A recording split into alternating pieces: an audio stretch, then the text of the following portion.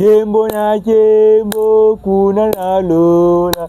Kembo na kembo kuna na lole. Ba jelu ba koembela Congo. Kembo na kembo alelu. Oh kembo, kembo na kembo kuna na lola. Kembo na kembo kuna na lole. Ba jelu ba koembela Congo.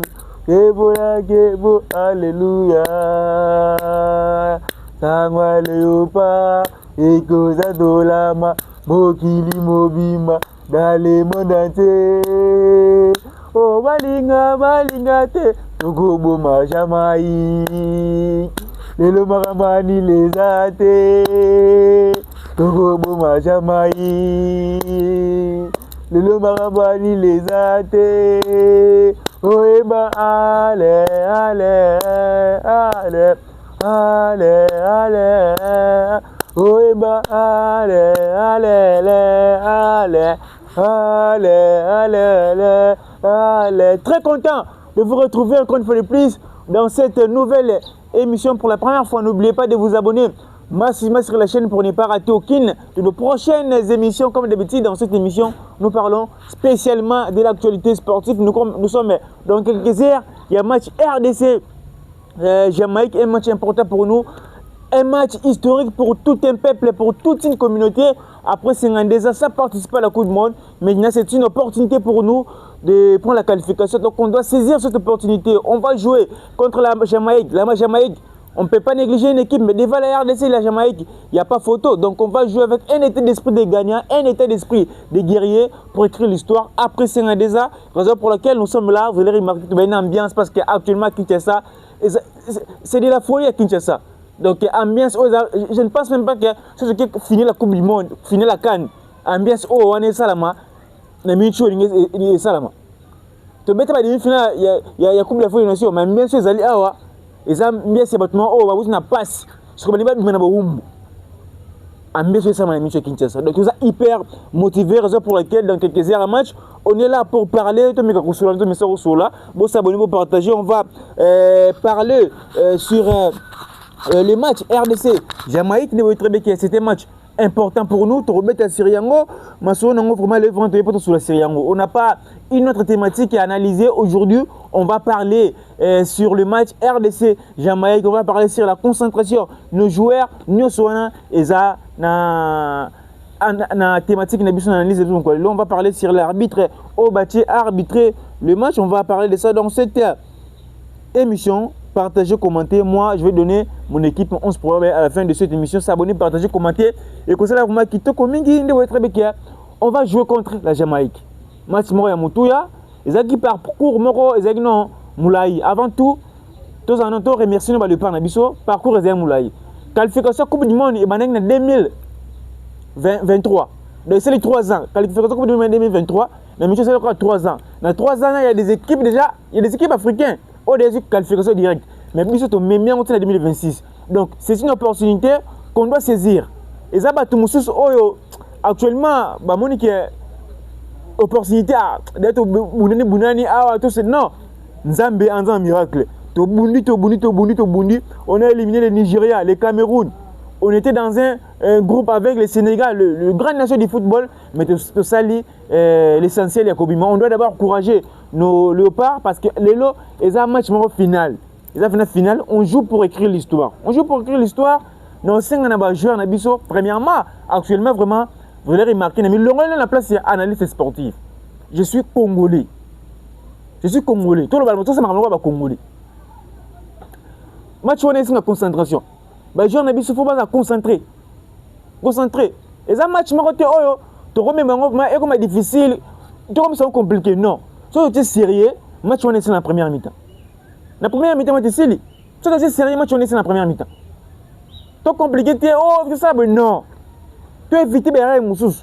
Coach Abay qui va travailler sur Yango, ils ont étudié la Jamaïque. Donc, tu es sérieux, tu es concentré, match, on est sur la première mi-temps.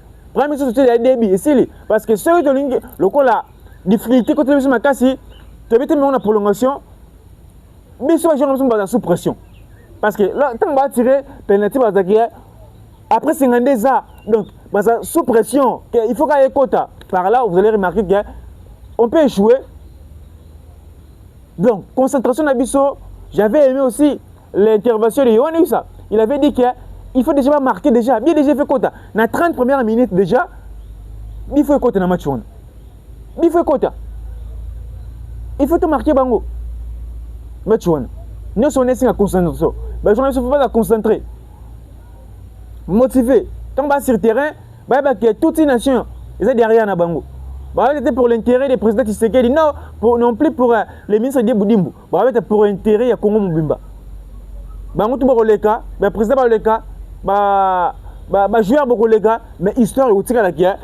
RDC a été Coupe du Monde après septembre, après 1974, a été Coupe du Monde en 2026. Et c'est ce qu'on donc il y a un néo qui banda et tout autres néo qui va oui ça va chez Mbemba. La raison pour laquelle on a c'est bindo tant on va pour l'intérêt de tout un peuple. Tout à concentrer.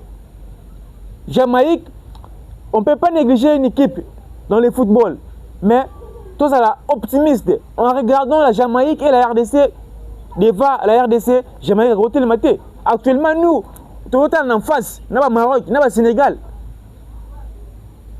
En face. Mais comment on peut compliquer les choses face à la Jamaïque?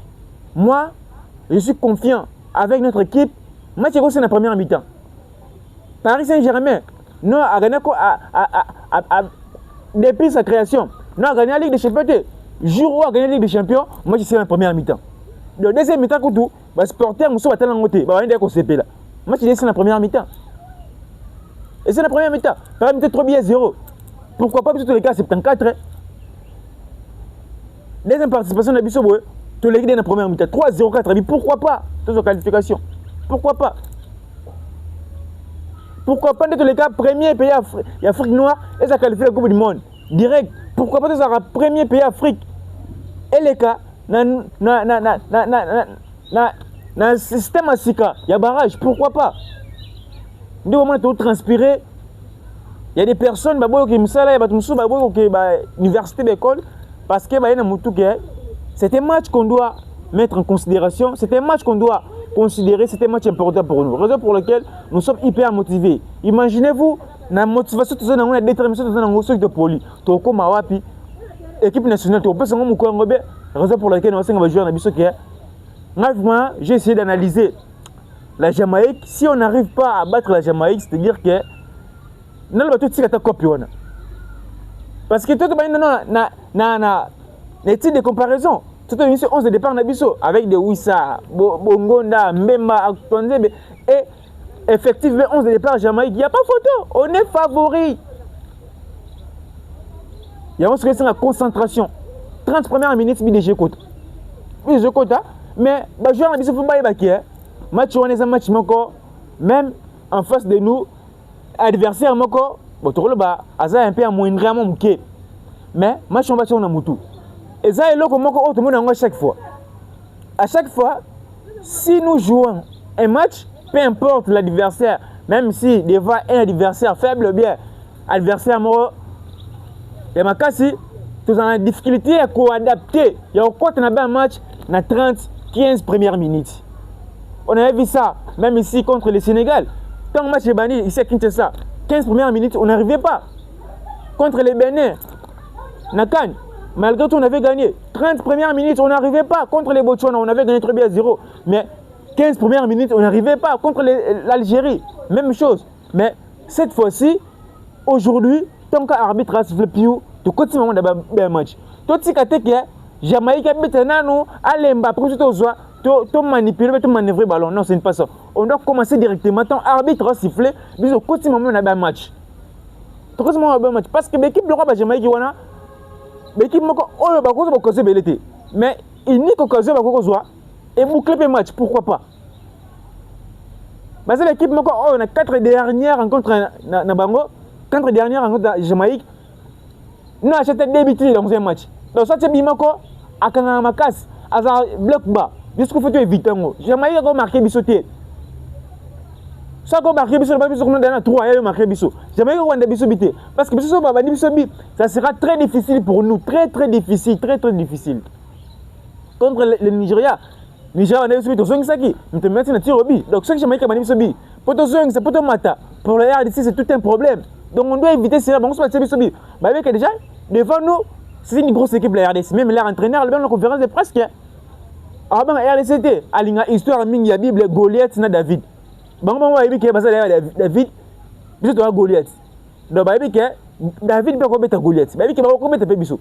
Donc, Bima on va chez Bisso, comme au Kanga, on va tourner bloc bas. Juste qu'on éviter la match, Jamaïque a Bisso bité. Jamaïque a Bisso bité. Tout ce qui est en fait pour occasion, parce que occasion, on va voir, chez Bisso peut impacter match. Et quand le match est changé. Juste un match, arbitre, tu veux plus, joueur, tu ne peux match est bandit. Dans les 15 premières minutes, on s'adapte, on a un match. Non. Tant de, pour une nationale, raisonner qu'il y a, quand on a des bouts congolais, unis par les sorts, unis pour l'effort, tout ça, on se prend au cassi. Au considère esprit ou ana, na territoire on a une nationale. Bêta match, tant arbitre classifié à bien, au quotidien on a un match. Au quotidien on a un match. Et ça bongo. Et ça bongo. Il y a des 15 premières minutes, non, ce n'est pas ça.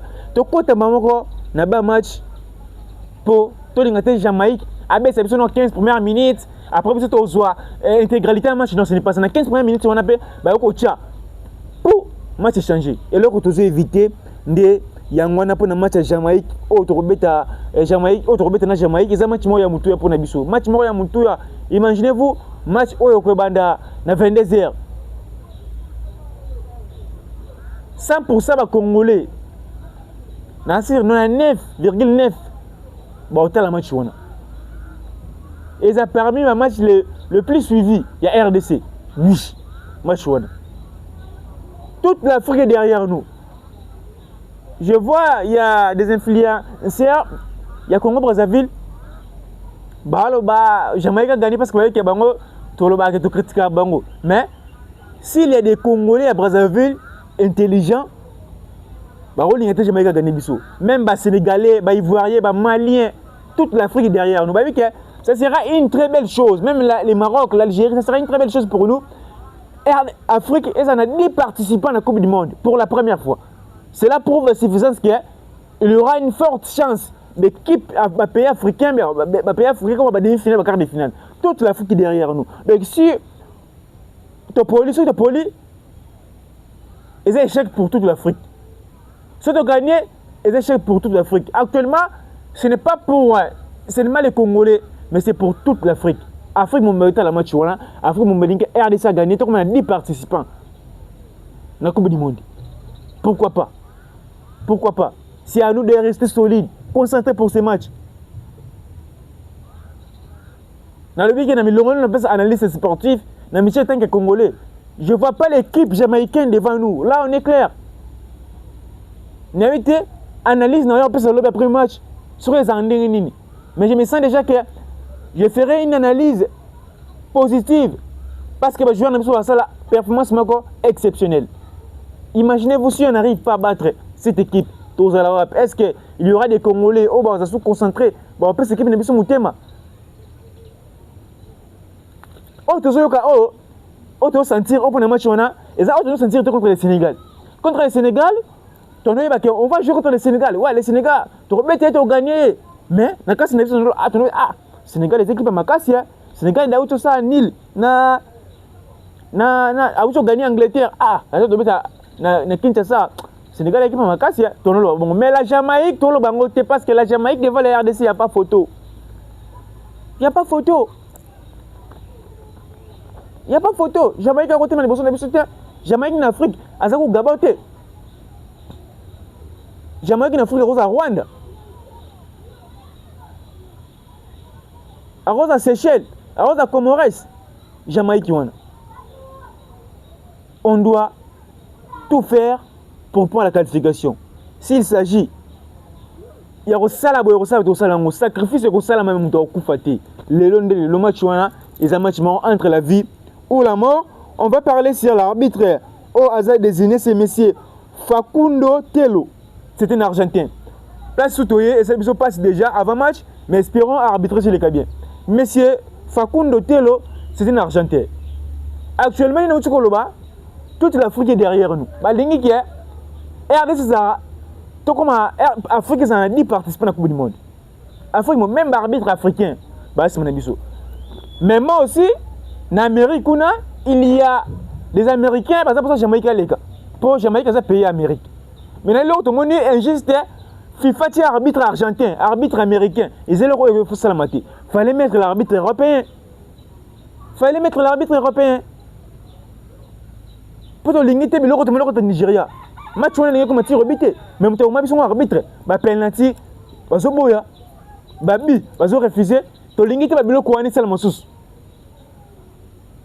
Et là, vous avez pas suivi, et ça, c'est là qu'on banga, côté arbitrage, FIFA tient arbitre argentin, arbitre américain. On joue face à un arbitre américain, face à une équipe américaine. C'est pas bien. Fallait mettre même un arbitre européen. J'ai vu Français les texiers. Arbitre français, arbitre match barrage, Italie, sur une Kosovo, si je ne me trompe pas. Ce match à Pologne et Turquie, pays moins européen. Pourquoi pas Saliboy?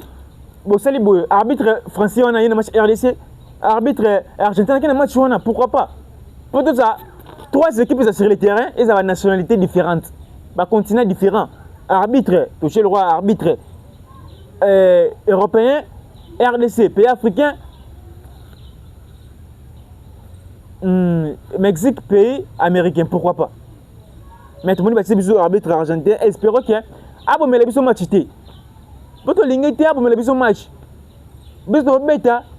Pour gagner ton unité, comme arbitrage, match il faut que ça demande pour FIFA les biso biso lingi makabona te par exemple match sili boy baboya babina biso to ça ni na Jamaïque a gagné le penalty et comme il faut que ça recours pour prendre arbitre biso lingi makabona te biso ni to qui na voie normale donc gagner Jamaïque match sili arbitre mo biso match te arbitre mo biso match te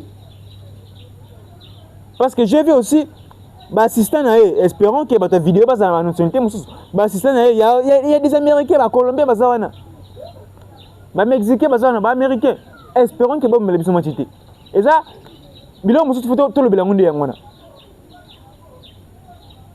biloko mosusu photo le bilango yangwana po bongo vraiment eza kitoko morote kitoko bien kitoko vraiment te to lingi makambo te ça bien arbitre mon biso match te a siffler place à faute place à fausse bibi bité match tout au ça vraiment kitoko mingi ndebo très bien que ba animateur mosusu ba kendaki ba animateur mosusu ba tikalaki il y a un groupe des animateurs qui va voyager. Tu peux trouver des supporters qui mais les animateurs qui quittent. Bah toi qui un passeport de service. Bah c'est un passeport ordinaire. Donc on va quitter. Même le monde a quitté par rapport à une visa, prendre ma visa. Mais ça n'a pas si. Mon y a tabé vol qu'on va quitter. Bah mon dieu ndundu. Sauf le monde qui n'aura. Elle est influencée par mindile on a tout. Bah il va supporter biso. Pour ça le monde. Malheureusement quitté. Mais j'ai vu la communauté congolaise en Amérique. Na Mexique, j'ai vu la communauté congolaise au Canada, on va prête à rejoindre comme c'est l'équipe nationale de Guadalajara. Donc, c'est vraiment exceptionnel.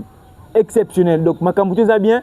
À ta animateur, je vais comme c'est vraiment de loin. Mais on va s'en aller. Mais tu es un peu bien, tu vas veste, on va supporter. Mais tu vas faire une tribune, tu vas faire un match. Bozon na rapport en la kati courant beaucoup ba local kolo boyebi congolais ala bo ça ba je kuna bo yembande lo yembo bande litisuka pour proposer équipe nationale biso to que vraiment musika mon équipe pour ce match avec la ligne de Bakofika on avait déjà donné les 11 de départ pour un match wana moi ira mawisa na koloba 11 de départ na ngai bon na koloba te la personne mieux placée pour le 11 de départ c'est l'entraîneur. Donc ce qu'on peut demander à l'entraîneur, c'est d'utiliser juste la méritocratie. De mettre les joueurs qui méritent. Un joueur qui ne mérite pas. Ça couvre on a été. Défense n'a pas solide. Mais là on a été et là on a le coach. Soit tu m'as soit ou erreur. Bah jamais qui est rapide. Même l'homme le plus rapide de l'histoire c'est un Jamaïcain. Et ça déjà Neng la bombe est trop rapide. On avait vu ça Massouk même. Des fois il n'arrivait pas au stade de Marseille. Des fois il n'arrivait pas. Le code doit mettre Yoris KMB. Yoris KMB na place de Maswako. Na place de Maswako. Na place de Maswako, Yoris KMB. Maswako va na match wana te. Tout long l'expérience wana. Espérance exacte, ma espérance exacte. Football, il y a quand même il n'y a aucun joueur, il n'y a aucun latéral. Il y a Jamaïque, avec le football, il y a quand même espérance ni bowling bolo. Ma comme expérience, tu as attendre des jeux, tu as forme, tu as il y aura quand même faut bêta. Ma soeur, tu m'as soeur avant là-bas.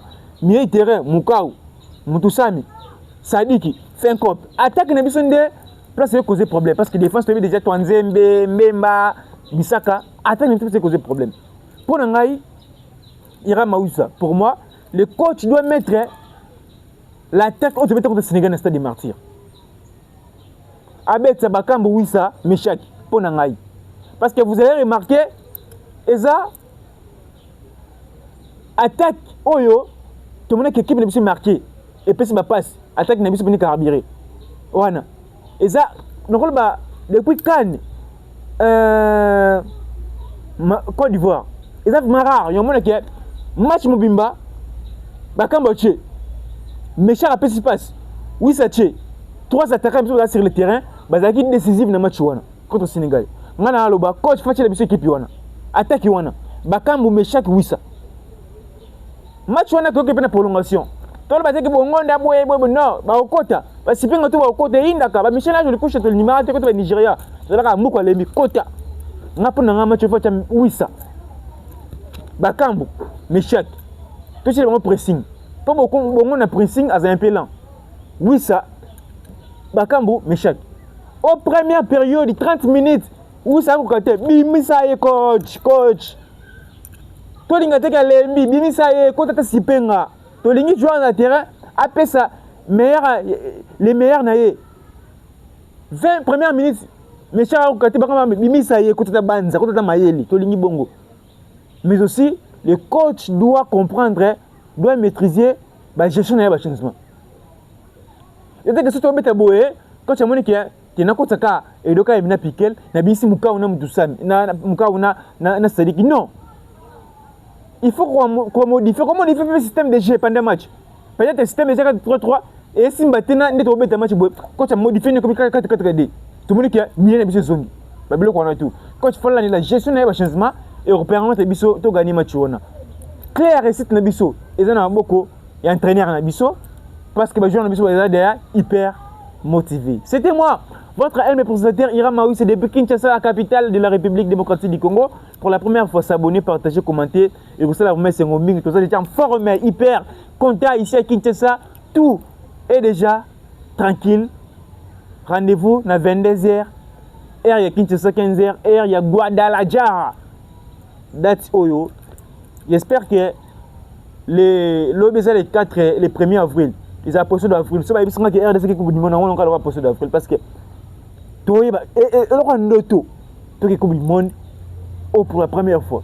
Donc ils ont vraiment miracle ma case. Tout s'abonner, tout partager, tout commenter et aussi vraiment qui te remet. Je vois les boss les monde tout. Na pesi moté mon vieux Crispin Kabo na pesi moté mauvais Pitre Wanga na pesi mbongo Piro Yamba na pesi moté Bisika Bozali Papa François Katamba. Vous avez bilé on a biso partout dans le monde, depuis Jamaïque, depuis Mexique, donc Kitoko Kuma, Eza, Makamutu Kuma, Eza, Kitoko Mingi. Congo Nabiso,